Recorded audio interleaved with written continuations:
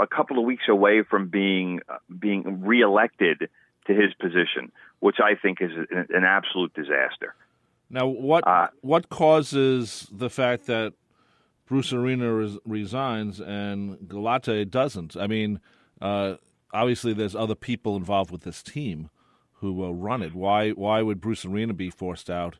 And I guess the equivalent of the GM, Galate? Right. Well, in a lot of ways. Yeah. I wouldn't say Arena was forced out. He just did what was expected, and he did what I hate to use the phrase, but he did what a real man does. This is like, again, this is how the soccer community is. If you don't get the job done, you resign. And especially a national team coach is only really expected to be there for 4 years for each World Cup cycle anyway. So even if the United States had advanced to the World Cup and qualified for the finals of the tournament, Bruce Arena more than likely would have resigned after that anyway, because after 4 years, countries are looking for new blood for the team. It gets to the point where they kind of figure that the players have tuned out the manager after 4 years. Plus, you have to kind of rebuild it every 4 years anyway. Sure. I mean, there aren't a lot of players who stick around for 8 or 12 years. Obviously, the United States has had a few. Just like any country has had a few. I mean, you have your core guys. Like Clint Dempsey obviously has been one of those guys for the United States over the last decade. Tim Howard has been one of those guys. Christian Pulisic is more than likely going to be one of those guys because he's 19 years old and pretty much the future of the program. But right now, there's not another player who I would say, yes, this is somebody who I could see being with this team for the next, let's say, 2 cycles. And that's really a condemnation of where U.S. soccer is. Well, why did they lose to Trinidad and Tobago? I don't have a why. There is no why. They just did. They didn't play well. Trinidad and Tobago played better. That's really the lame but obvious answer. But this was a game that obviously the American players knew they needed to win, and they knew what the consequences were. And really, they just needed a result. And by result, I mean a win or a draw. Right. They needed to get a point. But although in this case, I think that even a draw wouldn't have allowed them to advance because the other 2 teams who were involved, the other 2 results that needed to go their way to help them out if they had gotten a draw didn't happen. So, but a win would have solved all of this. A win and they're in. The old expression goes, a win and they're in. And instead, they got a loss and they're out. And there were still a couple of permutations where if the other 2 results would have gone the Americans' way, that they still would have gotten in. So I don't know if it was about they didn't really feel the urgency, although I can't even imagine how that's possible. But a lot of this goes back to losing to Costa Rica at Red Bull Arena a couple of months ago, and obviously the record on the road in what is known as the Hex, because it's a hexagonal tournament. But that was a crushing loss. You have to win. When you're the United States, you have to win your home games, and as long as you win your home games, you won't even have to sweat to make the World Cup.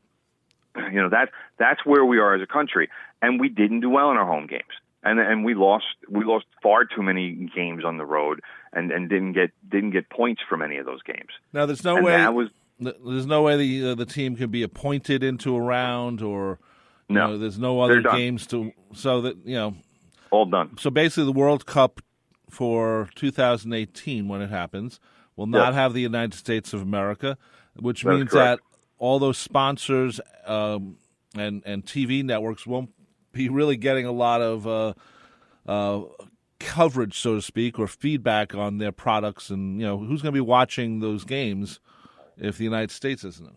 I assume that there is going to be some refunds involved. Yeah, so I was shocked by that when because 2018 is next year. Fox Sports, I think, I'm not sure if all the games, but they have a lot of the games. So it's kind of interesting. We're going to take a break. Between Fox and ESPN and ESPN's there too. They're all there. They all gathered something. There's a lot of games to televise. Yeah. We're going to take a break right now. You're listening to From the Press Box right here on 90.3 WHPC. I am Rob Leonard. Tim is Tim Leonard, award-winning sports writer, and at Twitter at Real Tim Leonard. Do you like professional wrestling? What? Sports entertainment? What? Well, do I have a show for you? What? The Squared Circle, Mondays at 4 p.m. Oh, yeah! We talk all things professional wrestling. Woo! From the past. That's hard time. To the present. Yes! So listen up as host Justin Greenberg and Anthony Tartamella bring you The Squared Circle, Mondays at 4 p.m. on the voice of Nassau Community College, 90.3 WHPC. And that's the bottom line, because Stone Cold said so. Shake off the realities of the day, broaden your musical horizons, and embrace the diversity every Monday afternoon at 5 on Revelations on 90.3 WHPC. The show offers a potently unique collection of music with an emphasis on themes and rock rarities, an occasional tour de force of blues and soul, mixed with compelling sets of folk and folk rock. I'm Steve Kay, and I've got the perfect soundtrack for your drive home every Monday afternoon at 5 on Revelations, right here on the voice of Nassau Community College, 90.3 WHPC. Okay, listen up, class. Beginning in 2017, we will be meeting at a new time, so don't forget. Forget what? That The Unforgettables will now be on the air from 9 to 11 p.m. Saturday nights. Forget about it. So then you won't forget? Forget what? That The Unforgettables will now be on from 9 to 11 p.m. Saturday nights. Excuse me? I forgot what the class is about. The Unforgettables, as always, has been about celebrating the great American popular songbook, the vocalists, musicians, and songwriters. We not only play their music, but oftentimes a legendary name or newcomer to the scene will join us for an interview. So don't forget to tune into The Unforgettables every Saturday night at 9 on the voice of Nassau Community College, 90.3 WHPC. Whoa, hey man, I think I'm in the wrong classroom. We're back here on From the Press Box. I am Rob Leonard. Joining me on the phone is award-winning sports writer Tim Leonard. Hello, award-winning sports writer Tim Leonard. How are you? Greetings. I am fine. Well, let's talk some football. Yeah, maybe we should have started the show with it, but I decided to go with the Yankees. I think it's a better story. Then again, we now have a team that was in first place yesterday, now in last place, the Jets, and finally the Giants actually won a game and actually played a pretty good game against the Broncos, who were doing very well, actually. So finally the Giants wake up, and the Jets, let's be honest, they should have won yesterday. Is it me, or is the Patriots not what they used to be? Even though they're in first place, they do not look like the team that dominated for the last 5 years. Their defense is not good. Not even close to good. So, I mean, that's part of it. I thought you lost me again. I was letting you speak. No, I mean, what I was going to say further is look at how the Jets moved the ball against them in the first half. I agree. The Jets are not a good offense, and they wound up taking a 14-0 lead on the Patriots. And the obviously the Jet fans are going to look at the call from, what was it? I think it was the fourth quarter or whatever it was with Austin Safarian Jenkins. I'm still getting used to a lot of these names on the Jets because I don't know who a lot of these guys are. But he sure looked like a touchdown to me when he went into the end zone. Yeah, but I saw a replay where he was fumbling it as he went in, and but it looked like he came up with it when he ended up in the end zone. That was the thing. So the referees, as far as I could tell on that play, the referees claim that he actually fumbled the ball twice. Well, which is amazing to me. And then obviously for anybody who whatever reason wasn't watching the game or didn't see the highlights, So Safarian-Jenkins caught the pass over on the left hash, pretty much carried two defenders into the end zone. But as he was getting to the goal line, it did obviously appear to lose control for a second of the ball. Well, I don't want to say fumble it. He didn't fumble it away. The ball was still in his midsection, but his hands weren't in control of the ball. Then fell into the end zone and at the left pylon and rolled out of bounds.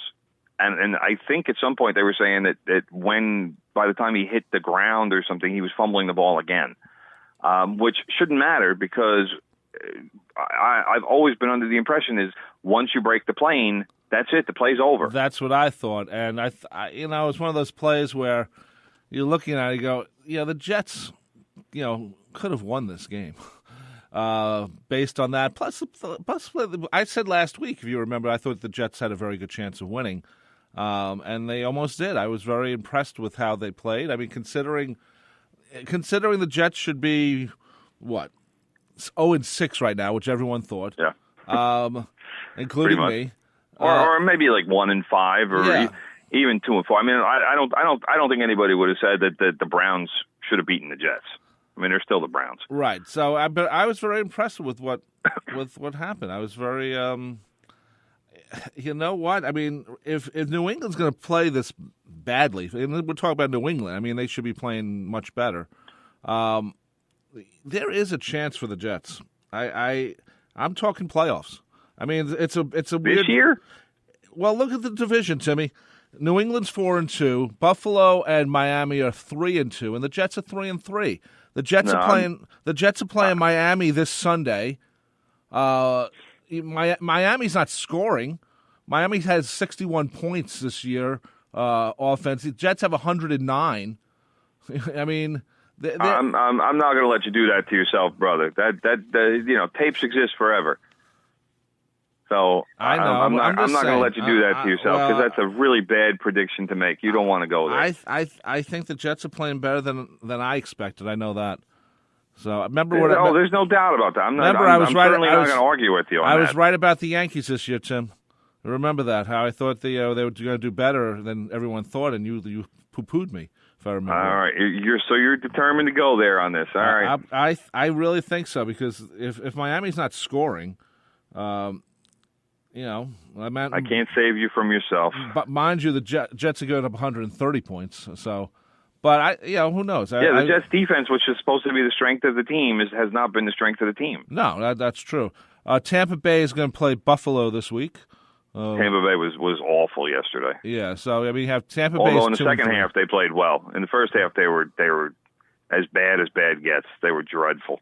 And New England is going to be hosting Atlanta. So you know what? I'll tell you what.